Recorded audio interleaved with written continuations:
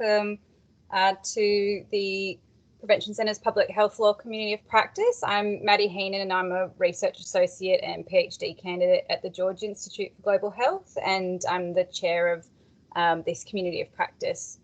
I'd like to start by acknowledging the traditional owners of the lands on which we're all meeting today across Australia and across the globe, and pay my respect to the Aboriginal and Torres Strait Islander peoples and First Nations groups and their elders past and present. For those who may be new to this group, the Public Health Law Community of Practice is a network of researchers, policymakers and practitioners working in the space of public health law and regulation.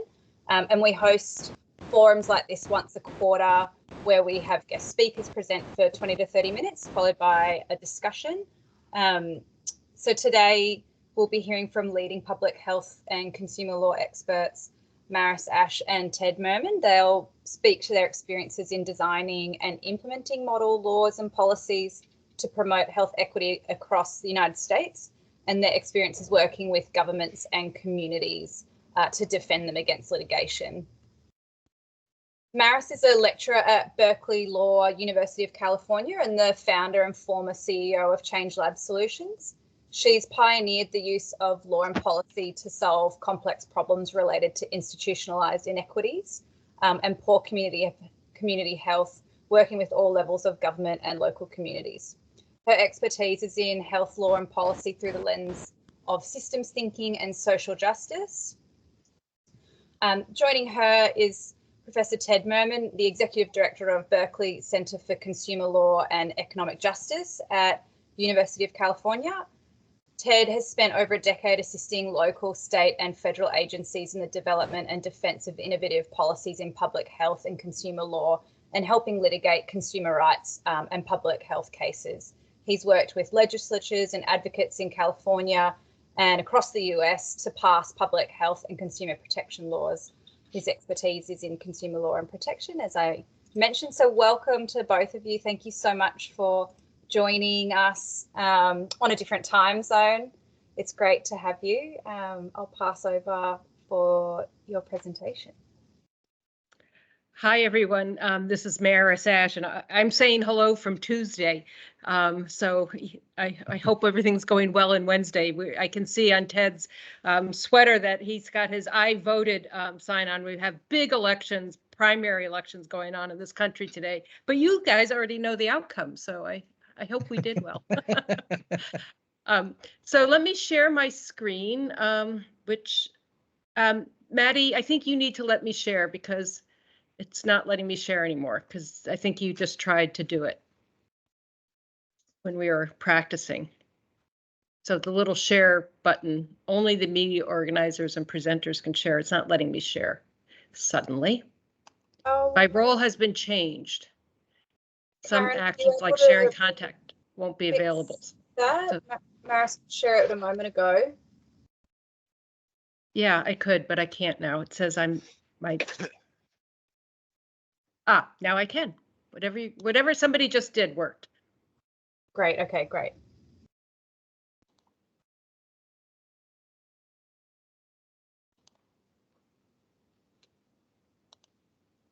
Okay.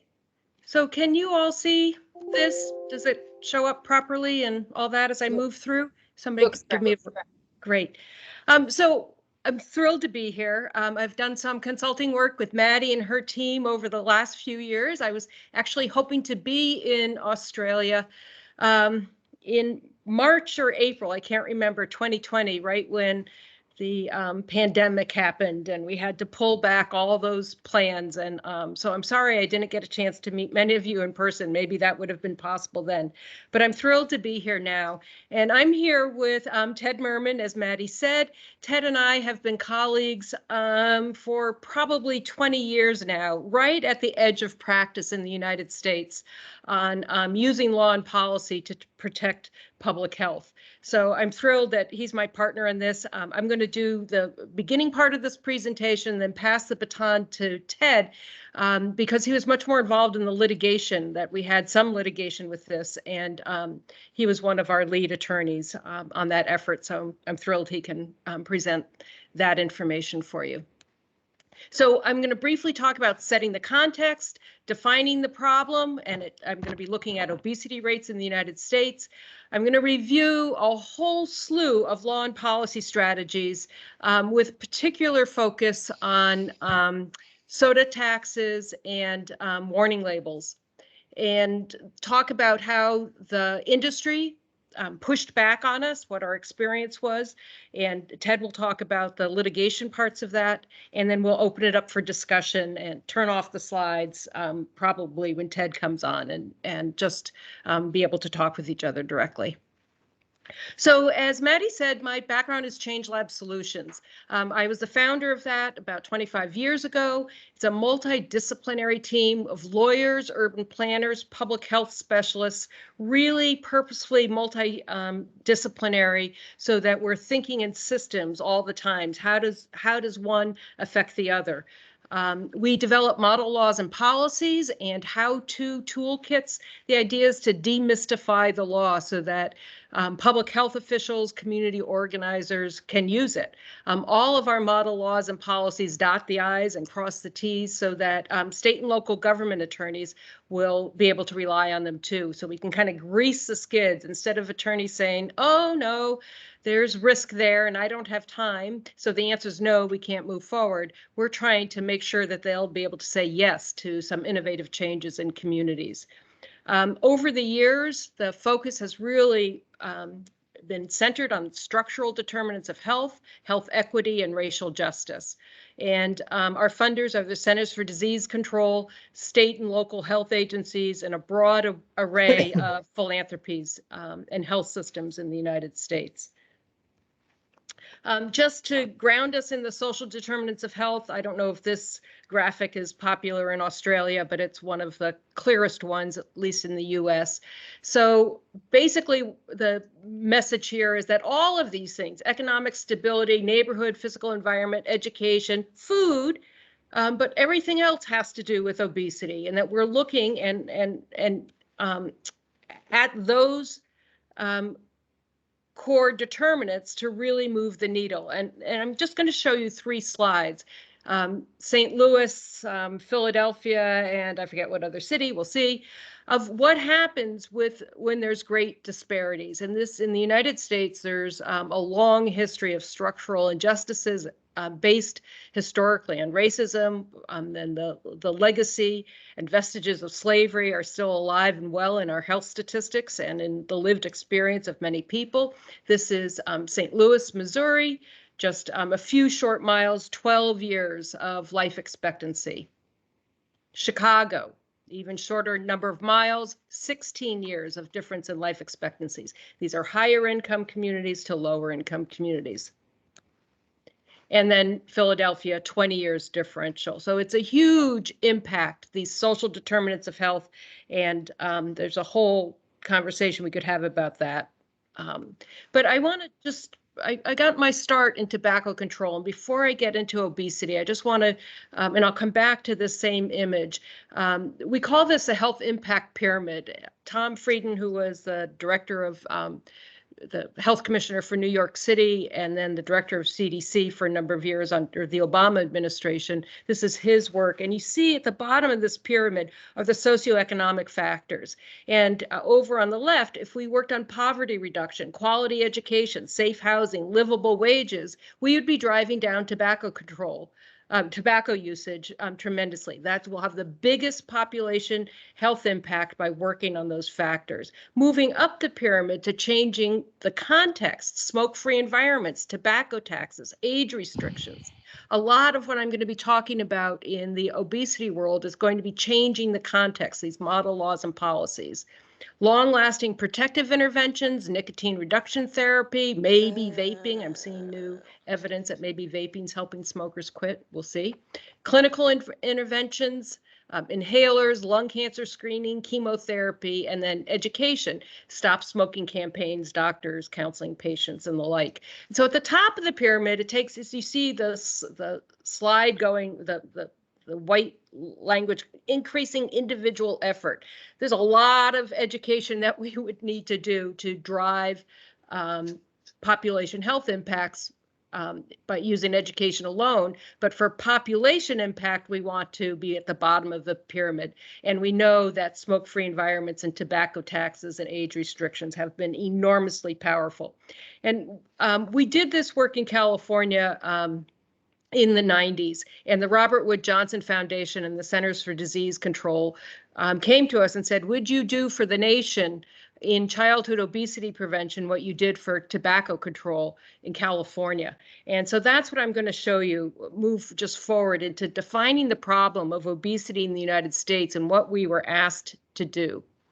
So I don't need to tell this group, you're all experts in this, but I would just say that for most public presentations, I swap out the word obesity for diet-related diseases. There's a lot of shame and pushback with the word obesity, and feel that a lot of people feel it's racist in how it's used. And so just to avoid that, there are significant diet-related diseases with related to overweight and obesity.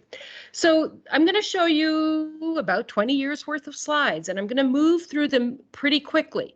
And what I want you to see is just get the pattern. What's the trend line here? And I'll stop every now and again to help orient you. About halfway through, the CDC changed its methodology just slightly, but they changed the whole color scheme with the slides, so it's a little abrupt, and I'm just warning you that in advance. But here we are in 1985. Most states, maybe half the states, had no data on BMI. This is the Behavioral Risk Factor Surveillance Survey, just that BRFSS, for people who aren't familiar with these are huge data sets in the United States, longitudinal data sets. So you see that some states have a 10 to 14% obesity rate. So I'll start moving through there, and you'll be able to see the trend lines very readily.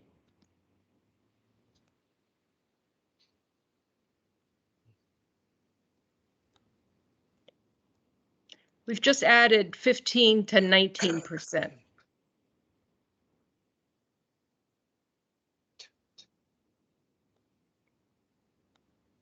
We've just added 20%.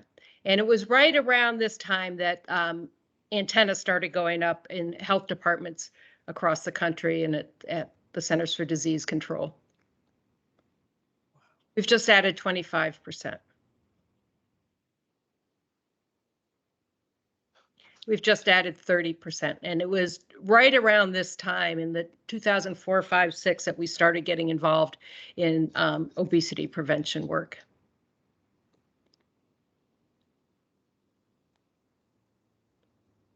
So there's about 20 years worth of data, and now CDC changes its color scheme and slight changes to methodology. But you'll see that they've added a 35% category, anticipating the future. And here we are.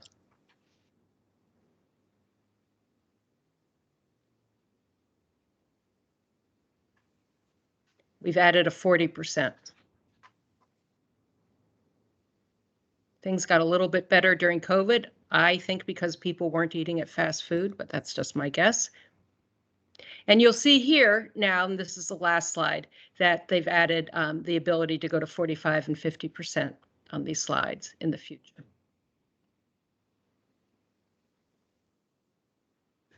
So that's dramatic. My guess is you have a similar story to tell in Australia. I don't want to presume anything, but I know that the globalization of the food, fast food and processed food industry is a real thing. And so I share in your pain, I assume, or you share in our pain. I'm not sure what it is.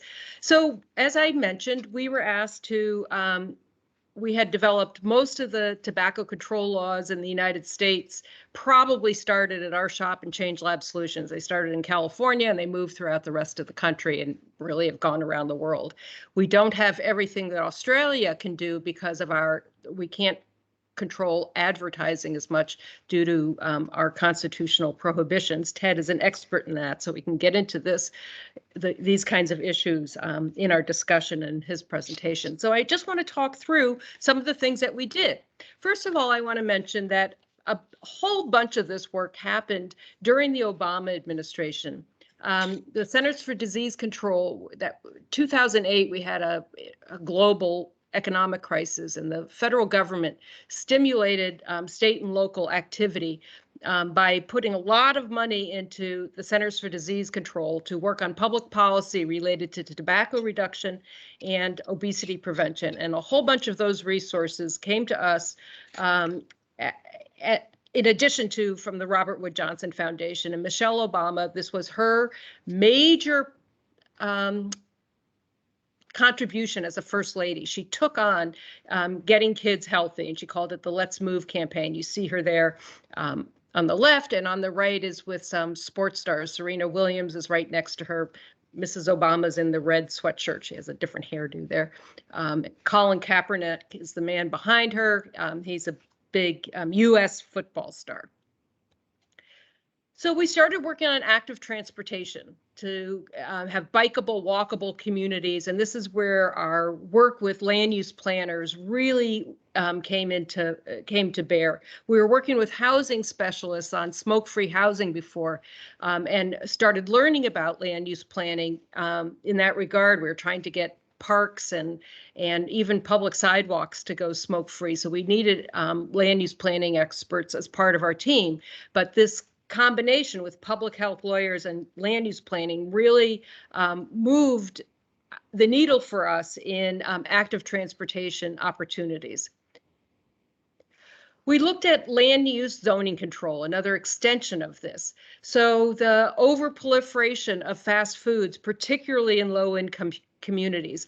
In South Central Los Angeles, one community put a moratorium on the development of more fast food restaurants because they had so much fast food and no full service grocery store.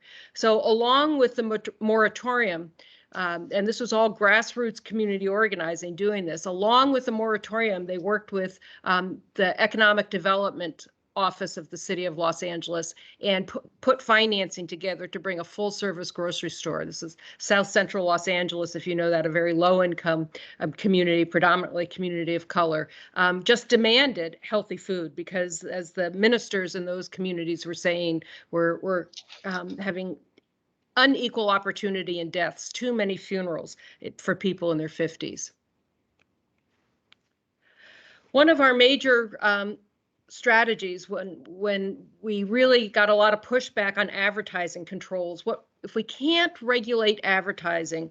What we can do is regulate business conduct.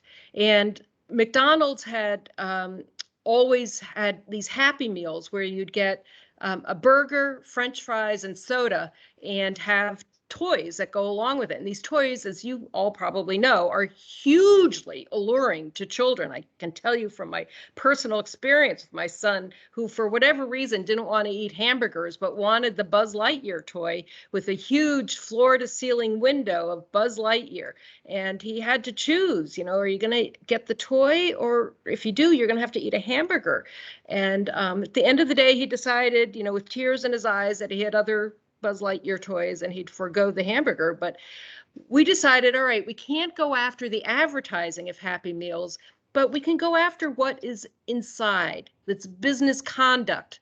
And the Happy Meal, we drafted a model law and policy that the Happy Meal had to meet certain nutrition standards so that the default option, if you're going to advertise the toy, it had to be with a default option that was healthy. Parents could buy the French fries and soda if they wanted, but they'd get apple dippers and low-fat milk instead. I'll talk a little bit later about industry pushback, which we got a lot of preemption, states not able to take up this model law and policy. I'll talk more about that. But Jack in the Box, another fast food chain, as soon as we barely got the ink dry on this, they got rid of toys altogether, and McDonald's started putting in these Happy Meals, the new Happy Meals with the apple dippers and low-fat milk. So that was a major success, almost in absentia. They did it on their own. The pressure was high enough. There are financial incentives put in place. Women, infants, and children, the WIC program, they changed their food basket to require whole grain foods, low-fat milks and cheeses, more fruits and vegetables. What this did is, and other financial incentives were put into place for farmers markets. You could get a double bucks every time you used what we called food stamps, supplemental nutrition program.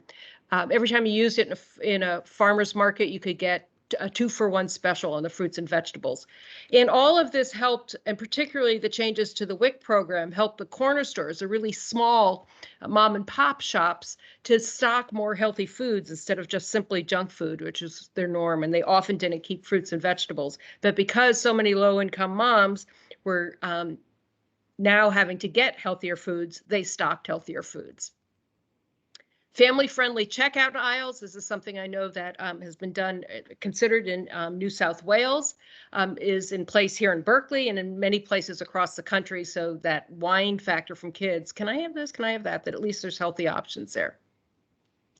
A big move was made to get vending healthier. So you see kind of the traditional vending on the left moving to more healthy options. I won't say these are great options, but healthier options maybe. But in California, we have completely soda-free schools. There's not even diet sodas allowed to be served or sold in the schools. Just getting rid of those empty calories and trying to get the vending healthier too. And there's a whole movement on any sort of congregate meal setting, jails, senior facilities, any place, childcare centers, any place where there's congregate meals, to make sure that those meals are healthy. Speaking of which, healthy school meals may, and this I have to hand this to Michelle Obama, made this really the biggest push of her entire effort, at least in the food realm, is to get the school foods were just, I'm going to use a legal term here, absolute crap, where we had McDonald's and Pizza Hut and hot dog stands inside school cafeterias serving loaded fat, sugar, salt to kids instead of healthy food. So improving healthy school meals may be the single most important thing in childhood obesity prevention.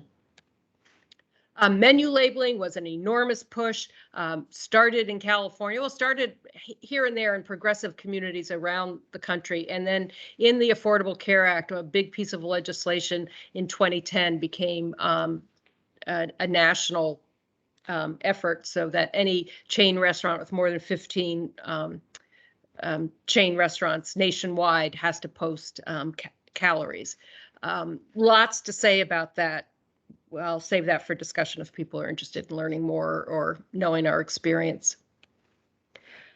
Another big push, and I wish I could show you a video on this. We were just trying, I embedded a video, but what I can do is put the video in chat later on so you all can look at it. It's kind of funny. It's just a minute long. It's from a TV show in the United States. I don't know if it's around the country, called Parks and Recreation. And it's about them trying, it's a sitcom.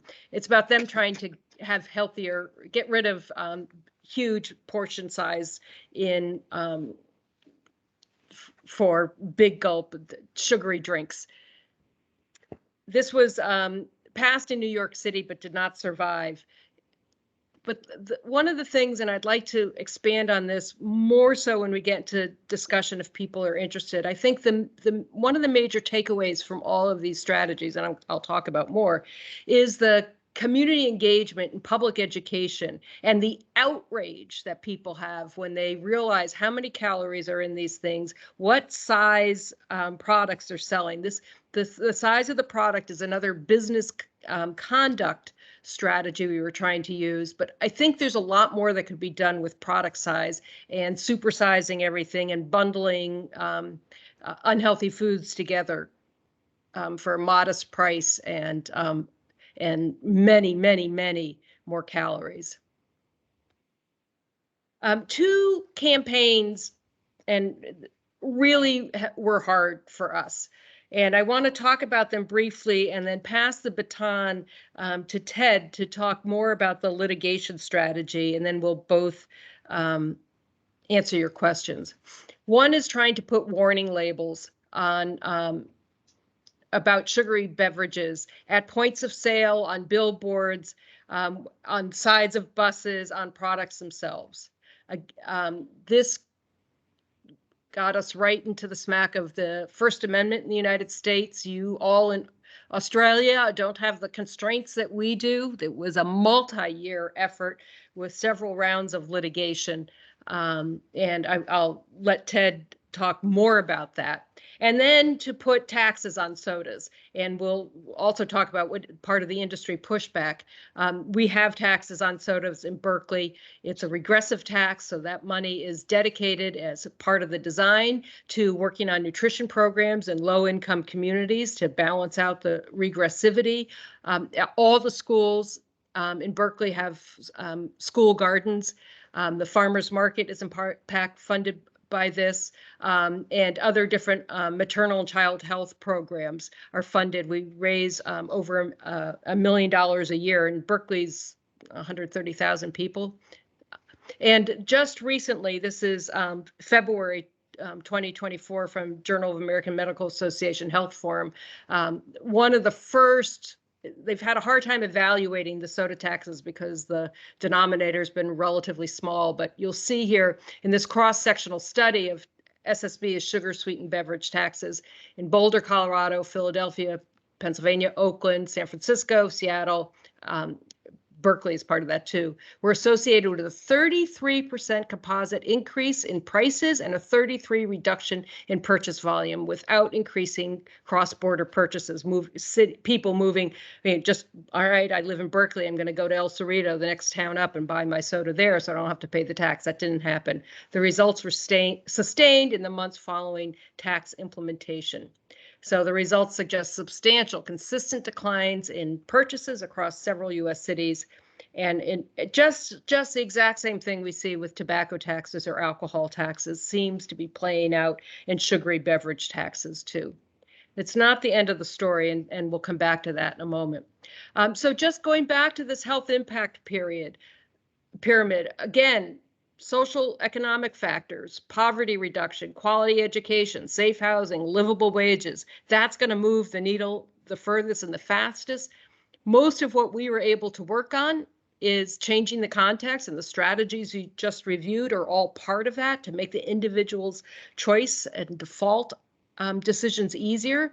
Long-lasting protective measures, the physical activity, healthy school meals, clinical interventions, the pharmaceuticals, Ozempic and all of that is definitely part of our environment now. Bariatric surgery, neither of those were around when we started this work. Health education, my plate is the U.S. Department of Agriculture's health education. A lot of effort for not much to show for it, because really the most health education is coming out of the food and beverage industry, not anything that we in public health or government can do to combat the power of that advertising. So I want to briefly talk about industry pushback and then pass to Ted. Lobbying, preemption, and litigation. And I see them really as in a Venn diagram because they interplay, they overlap with each other. You talk about one, you're talking about the other. That middle of the Venn diagram is a lot of what we'll be talking about. But I want to thank, maybe people on this call were part of this study. It was in the Milbank Memorial Quarterly. I don't know if it was the end of January or sometime in February, but this is the first data I've seen on lobbying expenditures with ultra-processed food, the UPF line. And I just want to talk this through for those of you who haven't had the chance to see this. You see on the far left this yellow, orangey color, and this is in the United States. This is lobbying expenditures in the United States. That's the tobacco industry, and that is when the attorneys general from nearly all the 50 states went after the tobacco industry, and we had the multi-state tobacco settlement. And there was a huge amount of effort going on and public political will to rein in the tobacco industry and finally get rid of billboards and to vilify the industry. It was a huge public health effort that was decades in the making. And you can see how much the tobacco industry was spending to protect its quote unquote reputation in the midst of that. But then you see this, the pink line, the ultra processed foods, right at this time. In the 2010, you can see it building when we start working and advocates start working on public policy, and this huge spike. That's right when Michelle Obama was doing all of her work and all of these strategies. We were coming out with them, kind of felt like every other month we had something new to going onto the field. And that has been sustained over time. And compared to alcohol and gambling, and tobacco's gone back to quote unquote normal levels, whatever that means. But this is extraordinary. And I could say, as an advocate and somebody working at the edge of practice, we could feel this kind of attention given to our issues by the industry. We didn't know how much it was, but we could feel the pushback at the local level. And mostly we felt it in terms of preemption. And what preemption means, for those who aren't familiar with the word, is a higher level of government disallowing a lower level of government, controlling what a lower level of government can do. So the federal government can preempt state and state governments can preempt local governments and say, no, we're in charge of what's going to happen here. You can't, from our perspective, do innovation, try something new, see if it works on a small scale before rolling it up to state or federal policy. So here's an example around sugary beverages in California, and I pulled out a major piece of the operative language, but instead of going through all of this legalese, let me just say what the strategy was. If anybody, those communities that already passed sugary beverage taxes could keep them. But if any other community added a sugary beverage tax, the California Department of Tax and Fee Administration would stop collecting any taxes, any sales taxes from that jurisdiction. The community would basically be defunding themselves from state coffers. Ted will talk more about this. This was done under basically what I'd call extortionary work by the soda industry with the legislature and the governor. And that led to litigation where Cultiva La Salud was one of our close partners, sued the state of California. And let me, on this note, we won this litigation. We did not win the litigation on the sugary beverages. I'm going to pass this. I'm going to stop sharing and pass this to Ted for more discussion. Thank you, Maris, very much. And Ted, your picture is frozen for me. I don't know if that's true for other people, but Maddie is unfrozen for me, so I'm going to assume that I must be okay. Okay. But go forward. Maris, can you just stop sharing the PowerPoint? We might be able to see Ted a bit better. I thought I did. Okay, that's better. There we go. Thank you. Okay. Hello, everybody. So Ted Merman, I work with Maris here at the law school at the University of California at Berkeley. I direct a center here. We host conferences, just host an international conference on Thursday and Friday, including some of your colleagues from the University of Melbourne and others, on consumer protection law, do a lot of public health law work as well. And a lot of litigation around this country and a little bit in other parts of the world. We're getting into that. And so if anyone is interested in discussing that sort of partnership, I'd actually be interested in that as well. But for our purposes today, I had in the past dozen years or so, one primary role, and that was to be Maris Ash's lawyer. So Maris and her remarkable team of creative people would come up with ideas, policy changes that might drive the sort of public health outcome that we would want to see, especially with respect to diet-related disease, and tobacco. Tobacco in the United States is the real proving ground for policy change, and especially for legal challenges to that sort of policy change. And my job was essentially to be what is called in the United States sometimes a constitutional lawyer, so that we have the First Amendment regarding the freedom of speech, which, although it didn't for the first 200 years of its existence cover commercial speech or advertising, for the last 50 years it has. And preemption, which Maris mentioned, is actually a constitutional precept in the United States. It's found in our supremacy clause in the United States Constitution, and for the purposes of state preemption of local government policy, it's found in the constitutions of each of the 50 states. And then there are other principles which I will advert to as we go through the sorts of challenges that we faced, that Maris was ginning up. Maris and her colleagues in other parts of the country, and we were working all over the country on these things. You've heard about the portion size rule, the big gulp case. This was in New York City. The question was a constitutional question, ultimately, of the separation of powers, that is, between the executive branch and the legislative branch.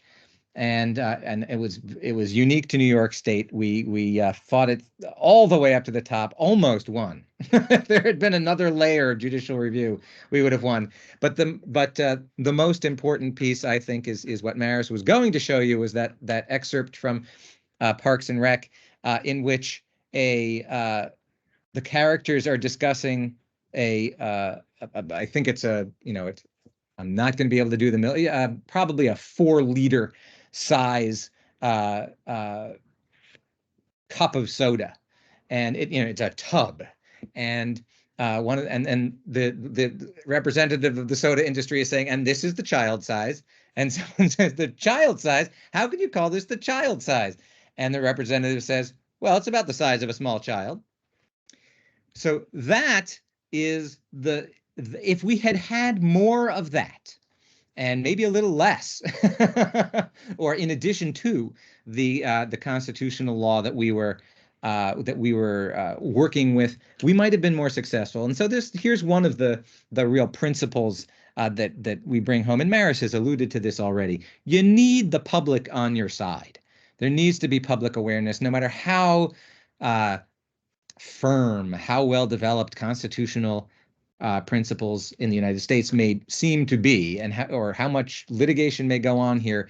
The outcome is as likely to be driven by the court's initial sense of how the thing should come out as anything else. And here, the public awareness campaign was behind the enactment of the policy, and it needed to be done instead ahead of time. And as things, one could feel it shifting, but we were always playing catch up.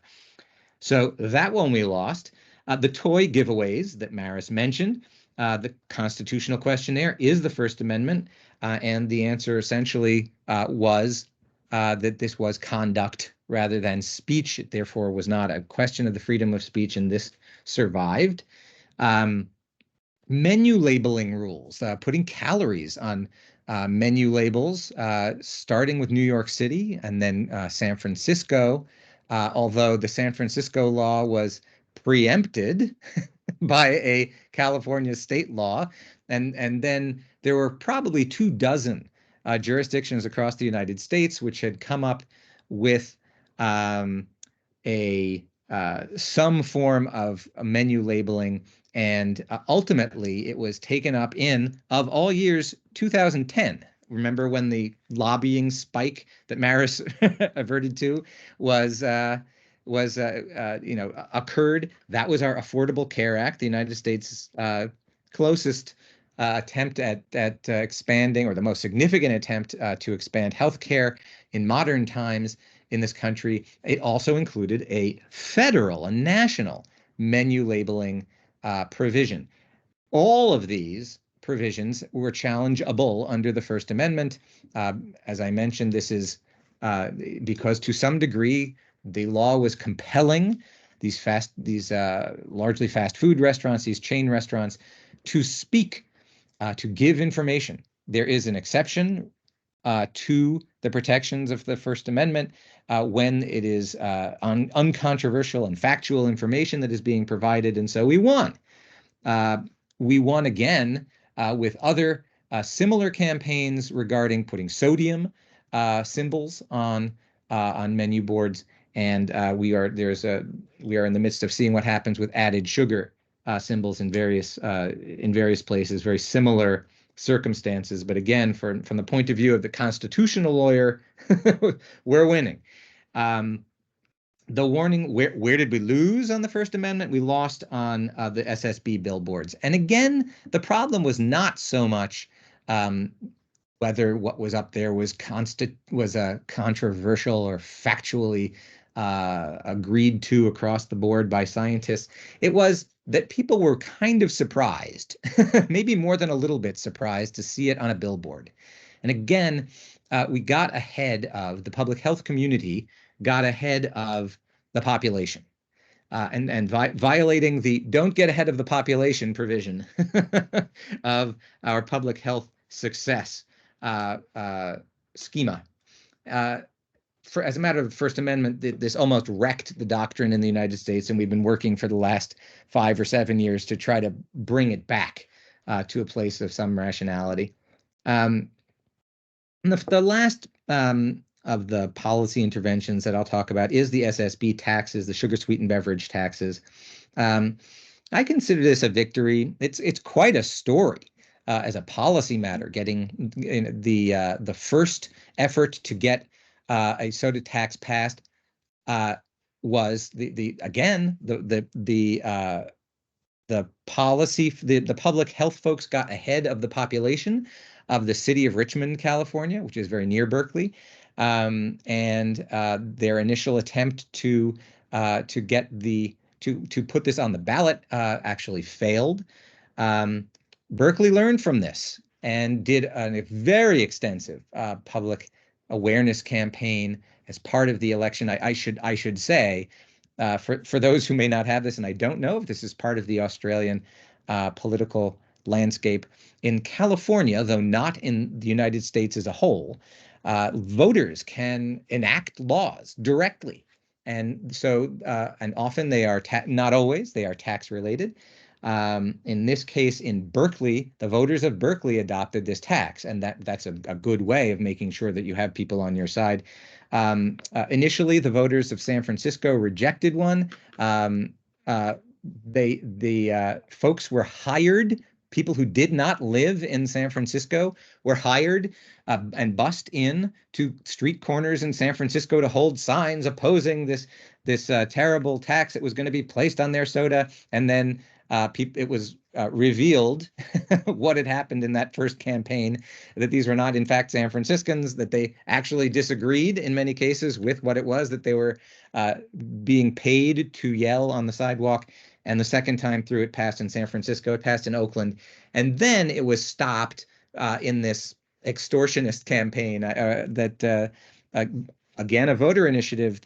The soda industry said, put a ballot measure on the statewide ballot that would have said that, as Maris described, that any city that adopted a soda tax would not be able to collect or have given back to it the taxes, the sales and use taxes that were collected from it. It's a unique thing in the United States. The VAT is separate. It's added on, as anyone who has been here knows, and it's probably been surprised by where did that additional 10% charge come from.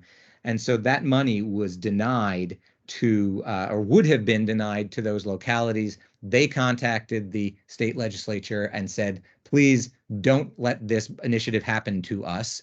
And really, under that sort of duress, the legislature passed the law, but it was infirm. It was constitutionally infirm under the California state constitution, and Change Lab Solutions, in fact, organized a lawsuit that that then succeeded just last year. It was affirmed in holding that measure unconstitutional. So if you hear a lot of back and forth, you should. If you hear victories and defeats, you should. And there are a few lessons perhaps that we can draw from this. The first, get the people on your side. This is the first one that I mentioned. A second, and this is something that I have said so many times that it is burned into the ears probably of public health folks, public health lawyers in particular across the country. Talk to a lawyer first when you are designing your policy. Don't design your policy, wait to get sued, and then decide it's time to find a lawyer. And then I also say, don't leave those lawyers behind when you are sued. And lawyers, don't leave the cities, the states, or the federal government to try to defend these things on their own. Make sure that this is a full sort of soup to nuts kind of a support program that is put in place so that people know that they can count on these technical assistance providers, these special types of policy, not just policy advice lawyers, but also litigators who can come in and help both in advising the governmental agencies in how they might go about defending this law, and also providing friend of the court briefs or amicus briefs when the inevitable lawsuit happens. Finally, the other principle, the last principle, stay with it. Keep the pressure on. The industry, it turns out, doesn't give up just because they may have lost once or twice. They care a lot. They stay on it, and public health advocates and public health lawyers need to do the same. The only other thing I'll mention, and Maris, I think, alluded to it, but we didn't get deeply into it, is given all of these remarkable policy changes that were enacted and fought over at such expensive time and effort, are they working? And that is a very interesting question. The data on calorie labeling is ambiguous. I think that in terms of substitutions, we have seen some pretty impressive data, but in terms of overall calorie consumption, not so much. Whereas, and with the SSB taxes, similarly, fairly ambiguous results over the past few years, but this most recent one seems to be quite dramatic, that for every 1% increase in taxes, there is a 1% decrease in consumption without cross-border effects. So that is, those are the things that I'd like to bring up, and I'm very interested in hearing from you all, what you are seeing, what has worked with you, and what sorts of questions we might be able to answer.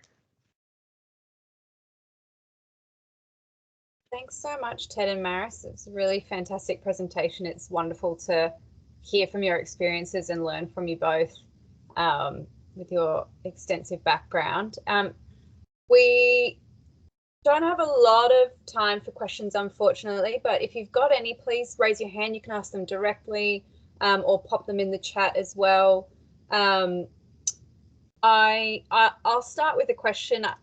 I think I've got many, but I suppose what I would like to maybe know, one of the more important questions, I think, is when it comes to the litigation and fighting industry in the courts, but potentially it could also be in the lead up to all of that, because I know we experience this here in Australia as well, and there's many food policy issues on the agenda currently. What do you think, from your perspectives, has been the most useful? I know that you spoke to consumer engagement and public support, but are there things that we need to think about to support us in our messaging, or is there certain types of evidence that's more powerful and more useful? I was wondering if you could touch on that. I'll answer from the litigation side, then Maris can answer from others, and I'll be brief. Bringing together the scientists and the lawyers is a very important strategy, and to doing so as early as possible. So before the policy change is agreed, before it appears in front of the legislative body, city council, or state legislature, whatever it may be, make sure that lawyers have had a look. But also, of course, don't let lawyers design your public health interventions, and make sure that qualified scientists have been involved as well. The battle over scientific validity, consensus, is going to be ugly. That's certainly in the United States. The industry can always find someone to challenge the findings. We have had success over time, really, in turning that science into legal briefs, and I'd be very happy to share examples of that. And frankly, I'd be happy to be involved. Maybe that's a reckless statement, but if there are folks who are interested in working on these sorts of issues in Australia, please don't hesitate to be in touch. Yeah, I think there's a number of people on the call that are currently working on stuff like that. So we can certainly. Yeah, I would just add to what Ted said, if I could, that the community engagement is absolutely essential. And so it's really a virtuous cycle with the researchers, the lawyers, and the community organizers. And this comes straight out of the tobacco control movement, where local grassroots folks will say, why are we having, fires in senior living facilities from people smoking in bed and people dying because of fires? Why do we have smoking at all? And that demand from the communities has led to a beeline from Belmont, California, right near San Francisco Airport, to a nationwide smoke-free multi-unit housing. All the federal housing in the United States and California, all the multi-unit housing is smoke-free. You have to go outside to smoke.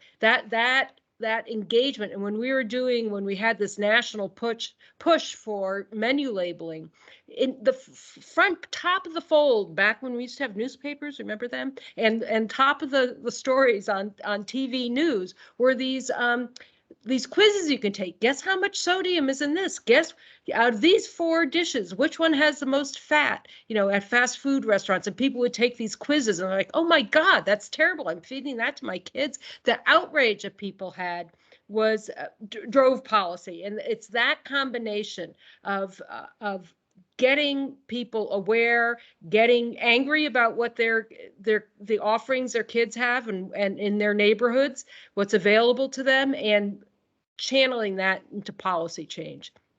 I see a couple of people have asked questions around a comment I made about the racializing of obesity. There's a lot of on that. It'd be great for you to speak. Yeah, a lot of research on that. I'd be glad to share it with you, Maddie. I don't know if it's made it to Australia or not, but there's a lot in the United States. But just to say, just like all chronic diseases, the incidence rates of disease and of obesity, and in the United States, they consider obesity a disease. I'm not qualified to comment on that, but the incidence of disease is much higher in low-income communities, and in this country, low-income communities are very synonymous with communities of color. And so the overweight and obesity is much higher, and there's hiring discrimination, all sorts of feelings of and actualities of shame and discrimination, and that gets blended in with the discrimination,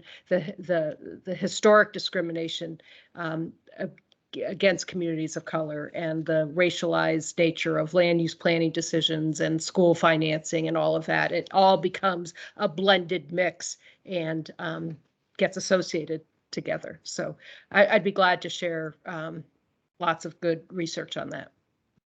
Yeah, we can circulate some resources after the session.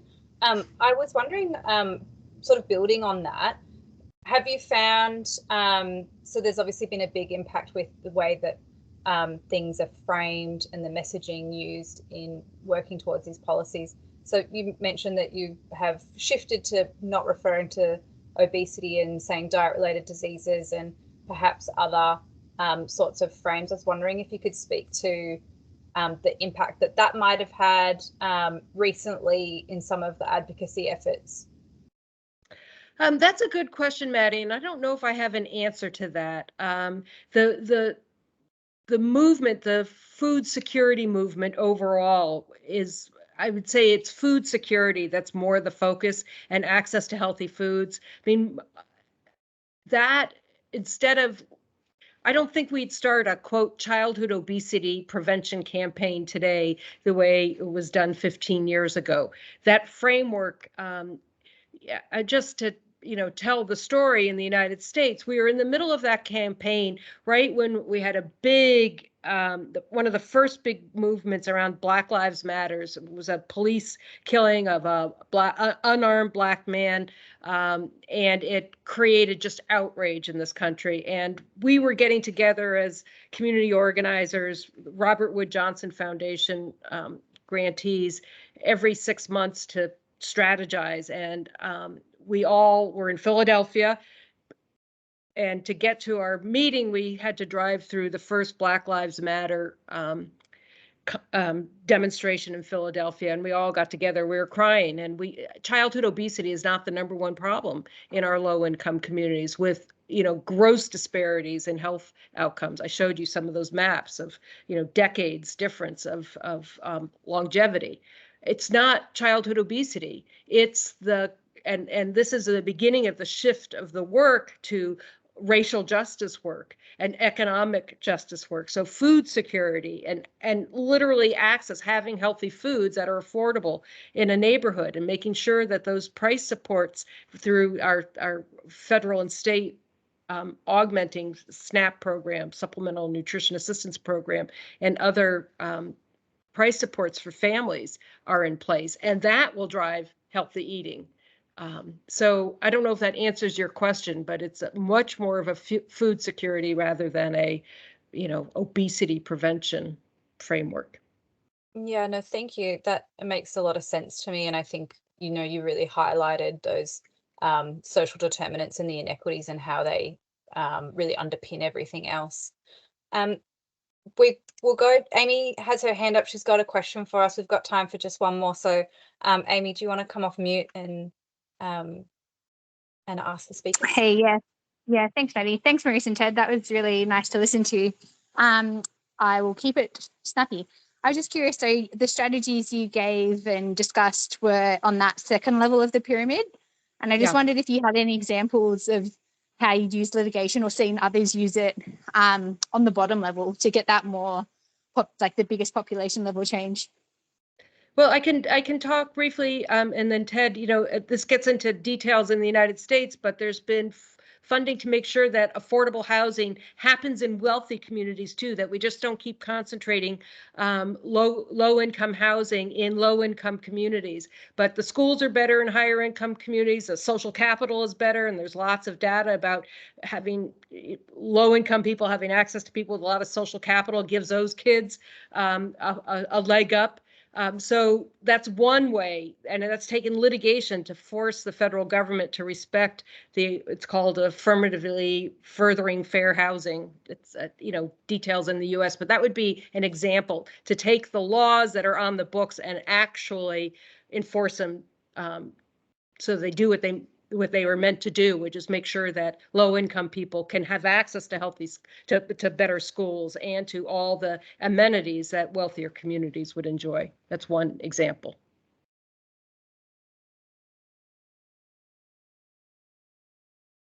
Ted, do you want to add to that? Ted, you're on mute. And so I am.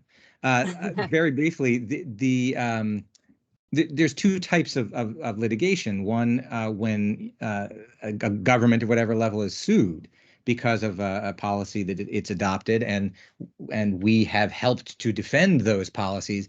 And the other is the one that Maris was just mentioning, which is rather than a shield, the sword, actually enforcing those laws. And ChangeLab has not been involved in that type of work very much, but that doesn't mean that it isn't happening in other places around the country. And the whole purpose of passing these laws, of course, is the expectation that they will be enforced. And there are many people in other parts of the United States who do get involved in that part of the program. Yeah. So it sounds like we also need to look for opportunities that are within, I guess, the realms of potentially other sectors. You mentioned housing, and we talked about transport as well, and looking at how the legislation in those environments can be better, maybe environmental utilized. justice is another Yeah. good place to look at, you know, who's living near toxic waste sites and garbage dumps and the like. And you build trust and engagement with those communities. That's where the magic starts happening. Well, thank you, Maris and Ted. Thanks to the audience for joining us today. It's been a really exciting session. I've enjoyed it. I was so excited to get you both here to talk to us all. Thanks again. We'll wrap up. I know we're at the hour. There's a recording of this session as well, so we can circulate that. And Maris mentioned a few resources as well that we'll try and get around to everybody as well. And if you do want to connect, Ted mentioned he'd love to get in touch with people doing similar work, and I'm sure there's people on the call that feel the same. I know that there's a lot of similarities across the jurisdictions, and there's lessons to be jointly shared. So please reach out, we can connect. And yeah, thank you. Enjoy the rest of your day, and we'll meet again in another few months.